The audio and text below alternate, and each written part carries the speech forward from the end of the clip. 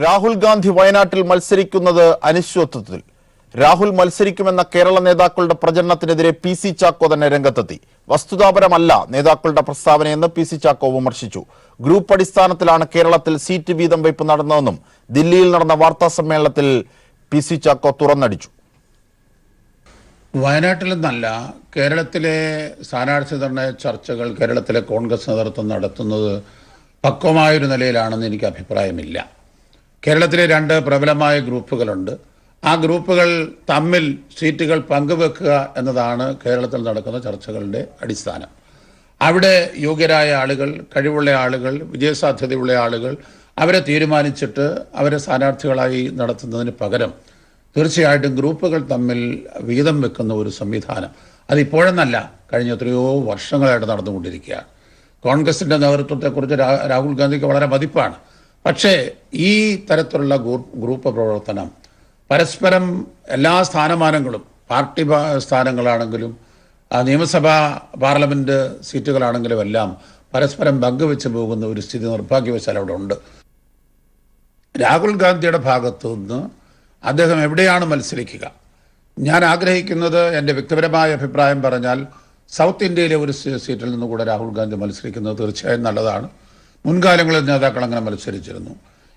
ഇത് തോൽവി ഭയന്നിട്ടാണെന്നൊക്കെ BJP പറയുന്നതൊക്കെ ഒരു മൂന്നാം തരം പ്രയോഗമാണ്. രാഹുൽ ഗാന്ധിയുടെ പരിഗണനയിൽ എന്തുണ്ട് എന്ന് പറയാൻ എനിക്കാവില്ല. ഞാനൊരു കോൺഗ്രസിൻ്റെ വർക്കിംഗ് കമ്മിറ്റി മെമ്പർ എന്നുള്ള നിലയ്ക്ക് എൻ്റെ അഭിപ്രായം അദ്ദേഹം ദക്ഷിണേന്ത്യയിൽ നിന്നുകൂടെ ഒരു സീറ്റിൽ മത്സരിക്കണം എന്നുള്ളതാണ്.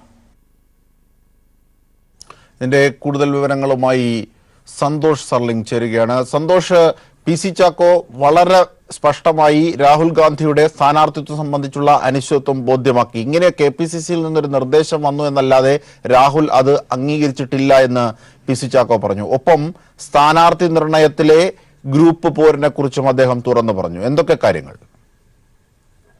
ജിംഷാദ്, രാഹുൽ ഗാന്ധിയുടെ സ്ഥാനാർത്ഥിത്വം ഇപ്പോൾ കോൺഗ്രസിലെ വലിയ കലാപങ്ങൾക്കാണ് തുടക്കമിട്ടിരിക്കുന്നത്. AI ഗ്രൂപ്പ് തർക്കത്തെ തുടർന്ന് രാഹുലിന്റെ പേര് വയനാട്ടിലേക്ക് വലിച്ചിഴച്ചു എന്ന് ഹൈക്കമാൻഡ് നേതാക്കൾ കരുതുന്നുണ്ട്. BJP പേടിച്ച് ഓടുകയാണെന്ന് വിമർശനവും ശക്തമായി. ഇതോടെയാണ് സ്ഥാനാർത്ഥി പ്രഖ്യാപനം തന്നെ അനിശ്ചിതത്തിലായത്. രാഹുൽ ഗാന്ധി വയനാട്ടിൽ മത്സരിക്കുമെന്ന് സമ്മതിച്ചതായി രമേശ് ചെന്നിത്തല, ഉമ്മൻചാണ്ടിയൊക്കെ കഴിഞ്ഞ ദിവസം പറഞ്ഞിരുന്നു. ഇവരെ ലക്ഷ്യം വെച്ച് വിമർശനവുമായി ഇപ്പോൾ പി.സി. ചാക്കോ തന്നെ രംഗത്തെത്തിയത് ശ്രദ്ധേയമാണ്. നേതാക്കൾ പറയുന്നത് വസ്തുതാപരമല്ലെന്നാണ് ജനറൽ സെക്രട്ടറിയോട് കൂടി ചുമതലയുള്ള പി.സി. ചാക്കോ കുറ്റപ്പെടുത്തുന്നത്. രാഹുലിന്റെ തീരുമാനം വരുന്നതുവരെ കേരള ഘടകം കാത്തിരിക്കണമായിരുന്നു. അതിനു മുമ്പ് ഇതൊരു വിവാദവും അനാവശ്യ ചർച്ചയിലേക്കും വലിച്ചിഴച്ചത് ശരിയായില്ല എന്ന് പറയുന്നു. ഇതിനിടയിലാണ് സ്ഥാനാർത്ഥി നിർണയം കേരളത്തിൽ നടന്നതിനെ അതിശക്തമായ ഭാഷയിൽ ചാക്കോ വിമർശിക്കുന്നത്. പങ്കുവയ്പ് രാഷ്ട്രീയമാണ് കേരളത്തിൽ ഉണ്ടായത്. ഇത് നിർഭാഗ്യകരമാണ്. കേരളത്തിലെ സ്ഥാനാർത്ഥി നിർണയ ചർച്ച നടന്നത് അപക്വമായ രീതിയിലാണെന്ന് പറയുമ്പോൾ പോലും മുതിർന്ന നേതാക്കൾ അവരുടെ സങ്കുച താല്പര്യത്തിനപ്പുറം ചിന്തിച്ചില്ല എന്നുകൂടി ചാക്കോ പറഞ്ഞു വെക്കുന്നുണ്ട്. നേരത്തെ തന്നെ ഈ സ്ഥാനാർത്ഥി നിർണയം AI ഗ്രൂപ്പിന്റെ വീതം വയ്ക്കലാണെന്നും വിജയസാധ്യത തള്ളിക്കളഞ്ഞുവെന്നും വലിയ വിമർശനങ്ങളുണ്ട്. ഇത് പക്ഷെ ആദ്യമായിട്ടാണ് പി.സി. ചാക്കോ തുറന്നു പറയുന്നത്. സ്ഥാനാർത്ഥി നിർണയം തന്നെ പാളിപ്പോയി. ഇപ്പോഴും 2 സീറ്റുകളിൽ പ്രഖ്യാപനം വൈകാതെ രാഹുൽ വരുമെന്ന രീതിയിലൊക്കെ പ്രചരണം നടത്തുന്നു പോലും ഈ പാളിപ്പോയ സ്ഥാനാർത്ഥി നിർണയം കൊണ്ടാണ് എന്ന് പോലും ചാക്കോ വിമർശിക്കുന്നുണ്ട്. എന്തായാലും ഹൈക്കമാൻഡ് ആകട്ടെ ഇപ്പോൾ രാഹുൽ ഗാന്ധിയുടെ സ്ഥാനാർത്ഥി പ്രഖ്യാപനത്തിൽ ആശങ്കയിലാണ്. നാളെ ചേരുന്ന തെരഞ്ഞെടുപ്പ് സമിതി ഇക്കാര്യത്തിൽ തീരുമാനമെടുക്കുമെന്നാണ് ഏറ്റവും അവസാനം ലഭിക്കുന്ന സൂചന. ശരി, സന്തോഷ് സർലിംഗാണ് വിവരങ്ങൾ നൽകിയത്. രാഹുൽ ഗാന്ധി വയനാട്ടിൽ മത്സരിക്കുന്ന കാര്യത്തിൽ ചെന്നിത്തല റിവേഴ്സ് ഗിയറിലേക്ക്. രാഹുൽ ഗാന്ധി മത്സരിക്കുമോ എന്നത് തനിക്ക് പറയാൻ കഴിയില്ലെന്ന് ചെന്നിത്തല. രാഹുൽ ഗാന്ധി മത്സരിക്കണം എന്നാണ് തങ്ങളുടെ ആഗ്രഹം. അദ്ദേഹം മത്സരിച്ചില്ലെങ്കിലും വയനാട്ടിൽ തിരിച്ചടിയൊന്നും ഉണ്ടാവില്ല എന്നും ചെന്നിത്തല ഇന്ന് മാധ്യമങ്ങളോട് തിരുത്തി. വയനാട് സീറ്റിൽ രാഹുൽ ഗാന്ധിയുടെ സ്ഥാനാർത്ഥിത്വം ഏകപക്ഷീയമായി പ്രഖ്യാപിച്ച കോൺഗ്രസ് നേതാക്കൾ ഓരോരുത്തരായി പതിയെ സ്വരം മാറ്റുന്നു എന്നതിൻ്റെ സൂചനയാണ് ഇന്ന് പുറത്തുവരുന്നത്. മുല്ലപ്പള്ളി വാർത്താസമ്മേളനം റദ്ദാക്കി നാണക്കേട് ഒഴിവാക്കിയപ്പോൾ ഉമ്മൻചാണ്ടി ചോദ്യങ്ങളിൽ നിന്നും ഓടിയൊളിച്ച് തടി രക്ഷപ്പെടുത്തി. എന്നാൽ മാധ്യമങ്ങളെ കണ്ട ചെന്നിത്തലയ്ക്ക് ഇന്നലത്തെ ആത്മവിശ്വാസമില്ലായിരുന്നു. രാഹുൽ ഗാന്ധി മത്സരിക്കുമോ എന്നത് തനിക്ക് പറയാൻ കഴിയില്ലെന്ന് രമേശ് ചെന്നിത്തല വ്യക്തമാക്കി.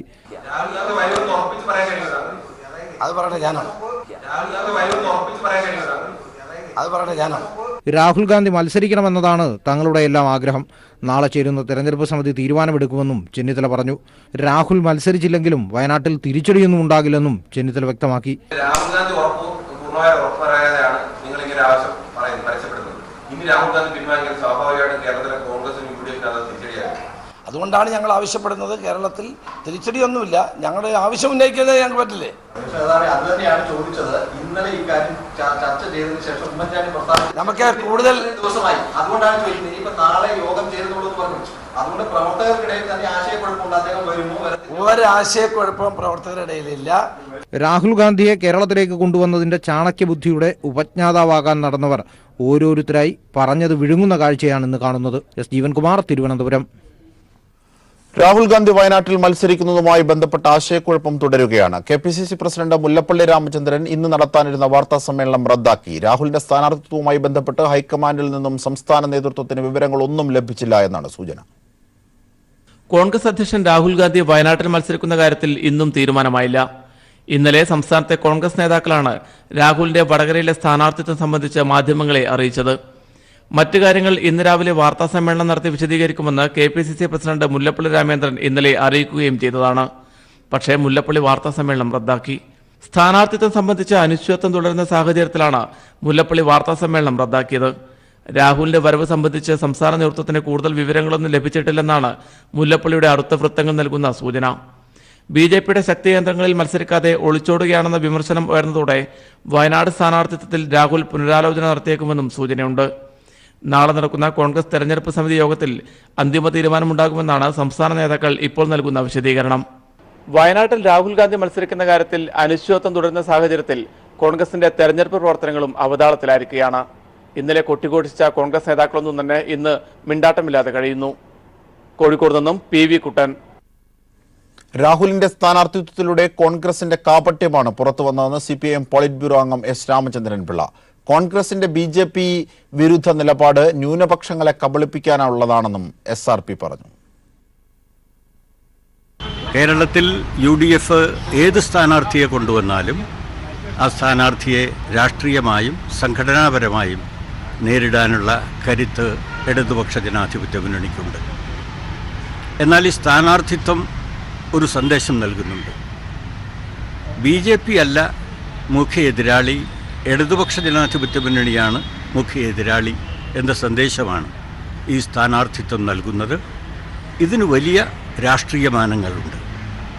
അതുമാത്രവുമല്ല, കോൺഗ്രസിൻ്റെ BJP വിരോധ നിലപാട് ന്യൂനപക്ഷ വോട്ടുകൾ നേടിയെടുക്കാനുള്ള ഒരു കപടതന്ത്രം മാത്രമാണെന്നും ഇത് തെളിയിക്കപ്പെടും.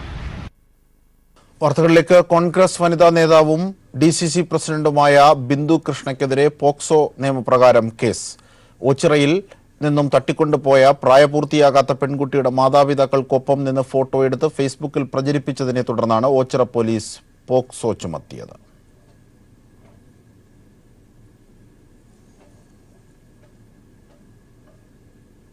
മണ്ഡലം മാറി വോട്ട് ചോദിച്ച് എറണാകുളത്തെ BJP സ്ഥാനാർത്ഥി അൽഫോൺസ് കണ്ണന്താനം. നെടുമ്പാശ്ശേരിയിൽ നിന്നും എറണാകുളത്തേക്കുള്ള യാത്രാമധ്യേ ചാലക്കുടി ലോക്സഭാ മണ്ഡലത്തിന്റെ ഭാഗമായ ആലുവയിലിറങ്ങിയാണ് കണ്ണന്താനം വോട്ടഭ്യർത്ഥിച്ചത്.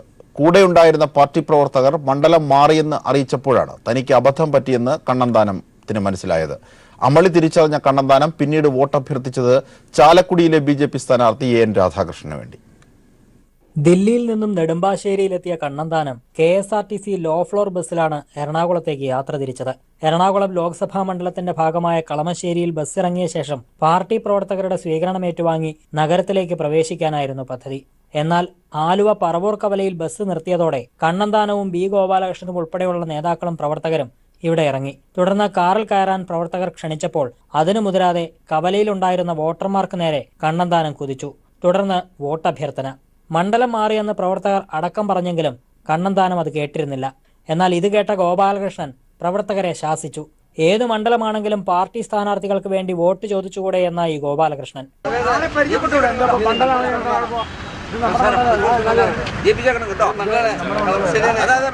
ഇതോടെ തനിക്ക് പറ്റിയ അമളി തിരിച്ചറിഞ്ഞ കണ്ണന്താനം തുടർന്നുള്ള വോട്ടഭ്യർത്ഥന ചാലക്കുടി മണ്ഡലത്തിലെ BJP സ്ഥാനാർത്ഥി രാധാകൃഷ്ണന് വേണ്ടിയാക്കി മാറ്റി തടി തപ്പുകയായിരുന്നു.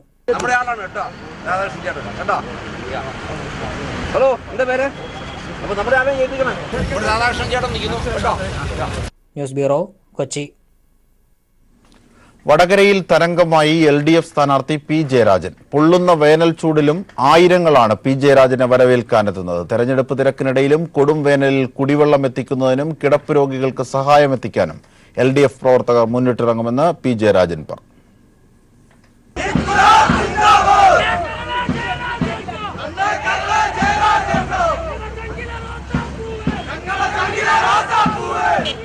വടകരയുടെ ഗ്രാമീണ മേഖലയിൽ ആവേശകരമായ സ്വീകരണങ്ങൾ ഏറ്റുവാങ്ങിക്കൊണ്ടാണ് LDF സ്ഥാനാർത്ഥി പി ജയരാജന്റെ പര്യടനം തുടരുന്നത്. വലിയ ആവേശപൂർവ്വമാണ് ജനങ്ങൾ, സമൂഹത്തിന്റെ നാനാ തുറകളിൽപ്പെട്ടവർ പി ജയരാജനെ സ്വീകരിക്കാൻ വേണ്ടി എത്തിക്കൊണ്ടിരിക്കുന്നത്. അദ്ദേഹം തന്നെ ഇപ്പോൾ നമ്മോടൊപ്പം ചേരുകയാണ്. ശ്രീ പി ജയരാജൻ, തെരഞ്ഞെടുപ്പിന്റെ ആവേശം വലിയ ഉയരത്തിലേക്ക് എത്തിക്കൊണ്ടിരിക്കുകയാണ്. എങ്ങനെയാണ് ഈ ഗ്രാമീണ മേഖലയിലുള്ള പര്യടനത്തിന്റെ ഒരു അനുഭവം? ഈ മണ്ഡലത്തിലെ യുവാക്കൾ ഇടതുപക്ഷ ജനാധിപത്യ മുന്നണിക്ക് വേണ്ടി തെരഞ്ഞെടുപ്പ് പ്രവർത്തനം നടത്തുന്നതോടൊപ്പം ജനസേവനത്തിൻ്റെ രംഗത്തും പ്രവർത്തിക്കണം എന്ന് തീരുമാനിച്ചതാണ്. അതിനുവേണ്ടി യൂത്ത് ബ്രിഗേഡ് ഈ വടകര ലോക്സഭാ മണ്ഡലത്തിലുടനീളം രൂപീകരിച്ചിരിക്കുകയാണ്. അവർ പ്രത്യേകമായിട്ടുള്ള യൂണിഫോം ഇട്ട് ആ യൂത്ത് ബ്രിഗേഡിൻ്റെ രൂപീകരണം, പ്രവർത്തന ഉദ്ഘാടനം ബഹുമാനപ്പെട്ട മുൻ മന്ത്രി സഖാവ് KP മോഹനൻ നിർവഹിക്കുകയുണ്ടായി. അവരുടെ ഗാർഡ് ഓഫ് ഓണറോടുകൂടിയാണ് ഈ പരിപാടിയുടെ തുടക്കം കുറിച്ചത്. അത് അങ്ങേയറ്റം ആവേശകരമായിട്ടൊരു പരിപാടിയാണ്. കാരണം അത്യുഷ്ണകാലത്താണ് ഈ തെരഞ്ഞെടുപ്പ് പ്രവർത്തനം നടക്കുന്നത്. ആ കാലയളവിൽ ജനങ്ങൾക്ക് ഈ ചൂടിൻ്റെ ഫലമായിട്ടുണ്ടാകുന്ന ഒട്ടേറെ പ്രശ്നങ്ങളുണ്ടാകും. അതിൽ കുടിവെള്ളക്ഷാമം ഉണ്ടാവും, മറ്റ് കാലാവസ്ഥാജന്യമായിട്ടുള്ള രോഗങ്ങളുണ്ടാവും. അത്തരം കാര്യങ്ങളൊക്കെ ഇടപെടുന്ന സേവന പ്രവർത്തനങ്ങളിൽ ഏർപ്പെടാനാണ് ഈ യൂത്ത് ബ്രിഗേഡ് തീരുമാനിച്ചത്. അപ്പോൾ വോട്ടഭ്യർത്ഥനക്കൊപ്പം തെരഞ്ഞെടുപ്പ് പ്രവർത്തനത്തിനൊപ്പം ജനസേവന പ്രവർത്തനവും, അതാണ് ഈ യൂത്ത് ബ്രിഗേഡിൻ്റെ മുദ്രാവാക്യം. അത് ഈ തെരഞ്ഞെടുപ്പിൻ്റെ LDFൻ്റെ വിജയം അത് യുവാക്കൾ ഏറ്റെടുത്തിരിക്കുന്നു എന്നതിൻ്റെ ഏറ്റവും പ്രധാനപ്പെട്ട തെളിവാണ്. തെരഞ്ഞെടുപ്പിന്റെ ചൂടിനിടയിലും വളരെ വ്യത്യസ്തമായ ജനോപകാരപ്രദമായ പരിപാടികളാണ് പി ജയരാജന്റെ നേതൃത്വത്തിൽ ഈ മണ്ഡലത്തിൽ ആസൂത്രണം ചെയ്തിരിക്കുന്നത്. കുടിവെള്ളക്ഷാമം ഉൾപ്പെടെയുള്ള കാര്യങ്ങൾ പരിഹരിക്കുന്നതിന് വേണ്ടി, അതുപോലെ തന്നെ സാന്ത്വന പരിചരണ രംഗത്തൊക്കെ വളരെ വിപുലമായ സഹായങ്ങൾ, കിടപ്പ് രോഗികൾക്കുൾപ്പെടെ വിപുലമായ സഹായങ്ങൾ ചെയ്യുന്നതിനുള്ള ആസൂത്രിതമായ പദ്ധതികളാണ് ഈ തെരഞ്ഞെടുപ്പ് പ്രചാരണത്തിന്റെ ഭാഗമായും അദ്ദേഹം ഒരുക്കിയിരിക്കുന്നത്. അദ്ദേഹത്തിന്റെ തെരഞ്ഞെടുപ്പ് വണ്ടിയിൽ നിന്നും, പ്രചാരണ വണ്ടിയിൽ നിന്നും ക്യാമറമാൻ ഇക്ബാൽ വട്ടംകുളത്തിനൊപ്പം PV കുട്ടൻ. ലോക്സഭാ തെരഞ്ഞെടുപ്പിൽ ശക്തമായ രാഷ്ട്രീയ മത്സരം നടക്കുന്ന മണ്ഡലമാണ് തിരുവനന്തപുരം. മണ്ഡലം തിരിച്ചുപിടിക്കാനായി C ദിവാകരനും, മൂന്നാം ജയത്തിനായി ശശി തരൂരും, ആദ്യ ജയത്തിനായി കുമ്മനം രാജശേഖരനും കളത്തിലിറങ്ങിയതോടെ പ്രചരണ രംഗം ആവേശക്കൊടുമുടിയിൽ. ശക്തമായ ത്രികോണ മത്സരത്തിനാണ് ഇത്തവണ തിരുവനന്തപുരം മണ്ഡലം വേദിയാകുന്നത്. LDF പ്രചാരണ രംഗത്ത് ഏറെ മുന്നേറി മേൽക്കൈ നേടിക്കഴിഞ്ഞു. അതുകൊണ്ട് തന്നെ അതിനെ മറികടക്കാനായി UDFും BJPയും തീപാറുന്ന പോരാട്ടം തന്നെയാണ് മണ്ഡലത്തിൽ നടത്തുന്നത്. UDFിൽ നിന്നും മണ്ഡലം തിരിച്ചുപിടിക്കുക എന്നത് ലക്ഷ്യമാക്കിയാണ് LDF C ദിവാകരനെ തിരുവനന്തപുരം മണ്ഡലത്തിൽ ഇറക്കിയിരിക്കുന്നത്. തെരഞ്ഞെടുപ്പ് പ്രചാരണ രംഗത്ത് ഏറെ മുന്നേറി എന്നതിലൂടെ മണ്ഡലത്തിൽ ഇടതുമുന്നണിക്ക് മേൽക്കൈ നേടാനും സാധിച്ചു. മണ്ഡലത്തിലെ മാറ്റത്തിനായി ജനങ്ങൾ ഇടതുപക്ഷത്തിനൊപ്പമുണ്ടാകുമെന്ന് C ദിവാകരൻ പറഞ്ഞു. ഇടതുപക്ഷ ജനാധിപത്യ മുന്നണി ഫ്രണ്ടിലാണ്, ഞങ്ങൾ ജയിക്കും. 10 കൊല്ലം തിരുവനന്തപുരം ലോകസഭാ സീറ്റിൽ വോട്ട് ചെയ്ത ആളുകൾ നിരാശരാണ്. അവരോട് പറഞ്ഞ ഒരൊറ്റ കാര്യം നടന്നിട്ടില്ല. പകരം വീട്ടാൻ ജനങ്ങൾ കാത്തിരിക്കുകയാണ്. കഴിഞ്ഞ 2 തവണത്തെ ആത്മവിശ്വാസവുമായാണ് UDF ശശി തരൂരിനെ മൂന്നാം അംഗത്തിന് കളത്തിലിറക്കിയിരിക്കുന്നത്. സ്ഥാനാർത്ഥി പ്രഖ്യാപനം വൈകിയത് തെരഞ്ഞെടുപ്പിലെ മേൽക്കൈ നഷ്ടപ്പെടുത്തി എന്നതാണ് കോൺഗ്രസ് വിലയിരുത്തൽ. എന്നാൽ ഇതൊന്നും തെരഞ്ഞെടുപ്പിൽ ബാധിക്കില്ല എന്ന ആത്മവിശ്വാസത്തിലാണ് ശശി തരൂർ. എനിക്ക് തോന്നുന്നു ഞങ്ങളുടെ ശക്തി കൂടാനേ സാധിക്കുള്ളൂ. ഈ വരാൻ പോകുന്ന 5 ആഴ്ചയിൽ നിങ്ങൾ കാണുന്നത് നല്ല ഒരു ക്യാമ്പയിൻ, നല്ലൊരു പ്രചരണമായിരിക്കും. കേരളത്തിൽ നിന്നും ലോക്സഭയിലേക്ക് താമര വിരിയിക്കുക എന്ന ലക്ഷ്യത്തോടെയാണ് ഗവർണർ സ്ഥാനം രാജിവെപ്പിച്ച് കുമ്മനം രാജശേഖരനെ BJP തിരുവനന്തപുരത്തെത്തിച്ചത്. കഴിഞ്ഞ തെരഞ്ഞെടുപ്പിൽ BJP മണ്ഡലത്തിൽ രണ്ടാമതെത്തിയത് ഇത്തവണ വിജയമാക്കുമെന്ന് കുമ്മനം പറയുന്നു. എന്റെ ഈ പര്യടന പരിപാടിയിൽ ജനങ്ങൾ എന്നോട് സഹകരിക്കുന്നു, സഹായിക്കുന്നു, പിന്തുണ നൽകുന്നു. അതുകൊണ്ട് അങ്ങേയറ്റത്തെ വിജയപ്രതീക്ഷയാണ് എനിക്കുള്ളത്. ഏതായാലും 3 സ്ഥാനാർത്ഥികളും പ്രചാരണ രംഗത്ത് വലിയ പോരാട്ടം തന്നെയാണ് കാഴ്ചവെക്കുന്നത്. ശക്തമായ ത്രികോണ മത്സരത്തിന് വേദിയാകുന്ന മണ്ഡലം പ്രവചനങ്ങൾക്ക് അതീതമാകും എന്നതാണ് രാഷ്ട്രീയ വിലയിരുത്തൽ. S ഷീജ, തിരുവനന്തപുരം. പാറശാലയിൽ മധ്യവയസ്കൻ കുഴഞ്ഞു വീണ് മരിച്ചു. വയലിൽ കണ്ടെത്തിയ മൃതദേഹത്തിൽ പൊള്ളലേറ്റ പാടുകളുണ്ട്. സൂര്യാഘാതമെന്ന് പ്രാഥമിക നിഗമനം. വിവരങ്ങളുമായി KG ദിനകർ ചേരുന്നു. ദിനകർ, സൂര്യാഘാതമാണ് മരണം എന്ന് സ്ഥിരീകരിക്കാനായിട്ടുണ്ടോ ഇപ്പോഴും?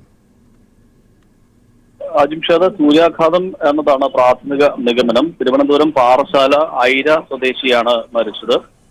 മൃതദേഹം പാടശേഖരത്താണ് കണ്ടെത്തിയത്. കുഴഞ്ഞു വീട് മരിക്കുകയായിരുന്നു എന്നാണ് ലഭിക്കുന്ന റിപ്പോർട്ടുകൾ. ദേഹത്ത് സൂര്യാഘാതം ഏറ്റതിന്റെ പാടുകൾ, പൊള്ളലേറ്റ പാടുകൾ ഉണ്ട്. ഐര സ്വദേശി കരുണാകരൻ ആണ് മരിച്ചത്. 42 വയസ്സായിരുന്നു ഇദ്ദേഹത്തിന്. അതോടൊപ്പം തന്നെ കണ്ണൂരിലും പുനലൂരിലും 2 കേസുകൾ കൂടി റിപ്പോർട്ട് ചെയ്തിട്ടുണ്ട്. സംബന്ധിച്ച് വിശദാംശങ്ങൾ ലഭ്യമായിട്ടില്ല.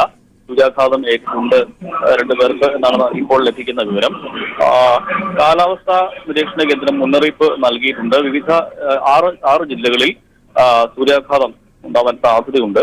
ജനങ്ങൾ മുൻകരുതൽ എടുക്കണം എന്ന് മുന്നറിയിപ്പ് നൽകുകയും ചെയ്തിരുന്നു. തിരുവനന്തപുരം ഉൾപ്പെടെയുള്ള 6 ജില്ലകളിലാണ് സൂര്യാഘാതം ഉണ്ടാവാനുള്ള സാധ്യത. ചൂട് കൂടുതലിന്റെ അടിസ്ഥാനത്തിൽ സൂര്യാഘാതം ഉണ്ടാവാനുള്ള സാധ്യത മുന്നറിയിപ്പ് നൽകിയിരുന്നത്. രാവിലെ 10 മുതൽ വൈകിട്ട് 3 വരെ ജനങ്ങൾ വളരെ കരുതലോടുകൂടി ഇരിക്കണമെന്നും മുന്നറിയിപ്പ് നൽകിയിരുന്നു. ഈ പശ്ചാത്തലത്തിലാണ് ഇപ്പോൾ ഒരാളെ മരിച്ച നിലയിൽ കണ്ടെത്തിയത്. ഇതുമായി ബന്ധപ്പെട്ട കൂടുതൽ വിവരങ്ങൾ ലഭ്യമായി വരുന്നതേ ഉള്ളൂ. ഡോക്ടർമാർ അത് സംബന്ധിച്ചുള്ള വിശദമായി പരിശോധിച്ചു വരികയാണ്. ശരി, ദിനകറാണ് വിശദാംശങ്ങൾ നൽകിയത്. വേനൽ ചൂട് കടുത്തതോടെ കേരളത്തിൽ കടുത്ത ചൂട് തുടരുന്നു. ഈ സാഹചര്യത്തിലാണ് പാറശാലയിൽ വയലിൽ പാടത്ത് ഒരു മധ്യവയസ്കൻ കുഴഞ്ഞു വീണ് മരിച്ചതായി കണ്ടെത്തിയത്. അദ്ദേഹത്തിന്റെ ശരീരത്തിലെ പൊള്ളലിന്റെ അനുമാനത്തിൽ സൂര്യാഘാതം എന്നാണ് സംശയം. കണ്ണൂരിലും പുനലൂരിലും ഇതിന് സമാനമായ ചില സംഭവങ്ങൾ ഉണ്ടായിട്ടുണ്ട് എന്നുമാണ് വിവരം. കണ്ണൂർ ലോക്സഭാ മണ്ഡലത്തിൽ LDF സ്ഥാനാർത്ഥി PK ശ്രീമതി ടീച്ചറുടെ പൊതുപര്യടനത്തിന് ആവേശ തുടക്കം. തുറന്ന വാഹനത്തിൽ അഴീക്കോട് മണ്ഡലത്തിലെ 3 നിരത്തിൽ നിന്നാണ് വോട്ടഭ്യർത്ഥിച്ചുകൊണ്ടുള്ള പൊതുപര്യടനം ആരംഭിച്ചത്. CPIM കേന്ദ്ര കമ്മിറ്റി അംഗം EP ജയരാജൻ പര്യടന പരിപാടി ഉദ്ഘാടനം ചെയ്തു. ബാൻഡ് മേളത്തിന്റെയും ഇരുചക്ര വാഹന റാലിയുടെയും അകമ്പടിയിൽ തുറന്ന വാഹനത്തിലാണ് ശ്രീമതി ടീച്ചറുടെ പര്യടനം. വൻകുളത്ത് വയൽ, ചാലാട് ബാനു സ്മാരകം, കക്കാടങ്ങാടി, അത്താഴക്കുന്ന്, കണ്ണാടിപ്പറമ്പ് തെരു, നാറാത്ത് ടൗൺ, ബാലൻകിണർ എന്നിവിടങ്ങളിലായിരുന്നു ആദ്യ ദിവസത്തെ പൊതുപര്യടനം. മുദ്രാവാക്യം വിളിച്ചും പടക്കം പൊട്ടിച്ചുമാണ് പ്രവർത്തകർ സ്ഥാനാർത്ഥിയെ വരവേറ്റത്.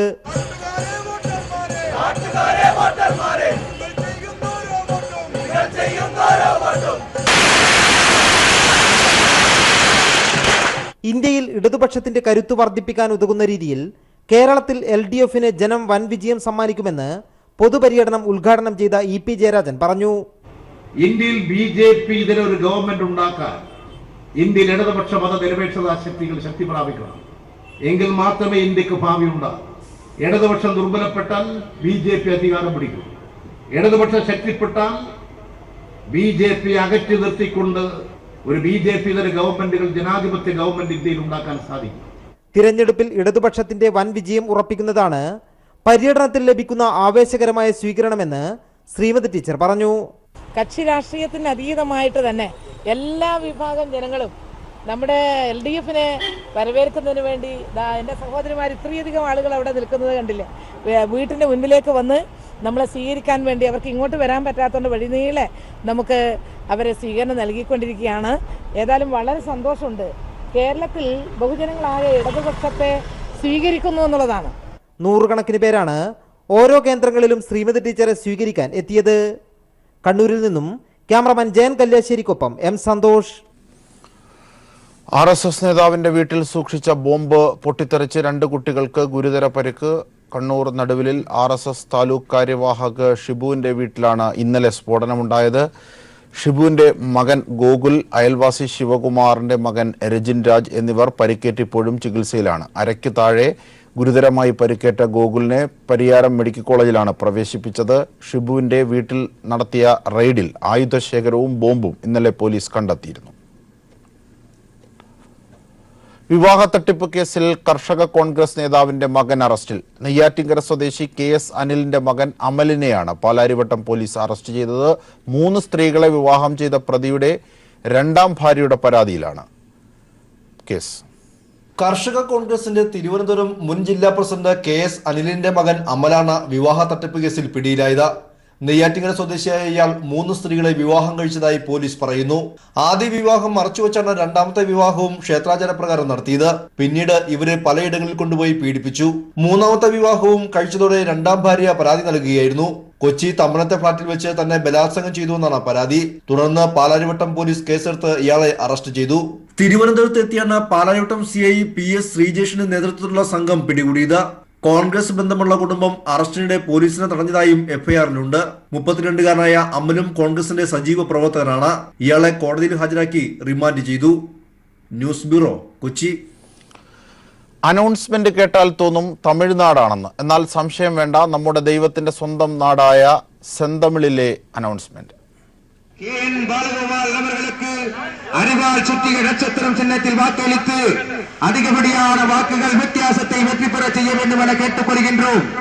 ഇത് ജയവർദ്ധനൻ, കുളത്തുപുഴ RPL എസ്റ്റേറ്റിലെ തൊഴിലാളി.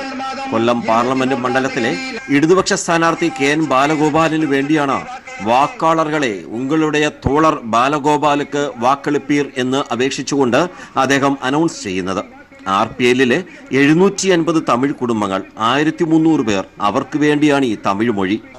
തമിഴിലെ അനൗൺസ്മെന്റ് പറഞ്ഞാൽ ശ്രീലങ്കയിൽ നിന്ന് വന്നിട്ട് 1350 തോട്ടം തൊഴിലാളികളും ഫാമിലിയിലുള്ള ആൾക്കാരും എല്ലാം മൊത്തം തമിഴാണ്. അപ്പോൾ ശ്രീലങ്കയിലെ വന്നവരാണ് ഞങ്ങൾ. വന്നിട്ട് ഇവിടെ വന്നിട്ട് 40-45 വർഷങ്ങളായി. എന്നാൽ അവർ ഏതായാലും തമിഴ് തന്നെ അവർക്ക് വലിയ ഇഷ്ടം. അതും മലയാളം മാതൃഭാഷ മലയാളം ആണെങ്കിലും തമിഴ് പറഞ്ഞാലേ അംഗീകരിക്കും. അതുമാത്രമല്ല, മനസ്സിലാവാത്ത വലിയ വലിയ ആൾക്കാർക്ക് മലയാളം അത്രയും ക്ലിയറായിട്ട് പിടികിട്ടുന്നില്ല. അതുകൊണ്ടാണ് ഞങ്ങൾ ഈ തമിഴിൽ അനൗൺസ്മെന്റ് ചെയ്യുന്നത്.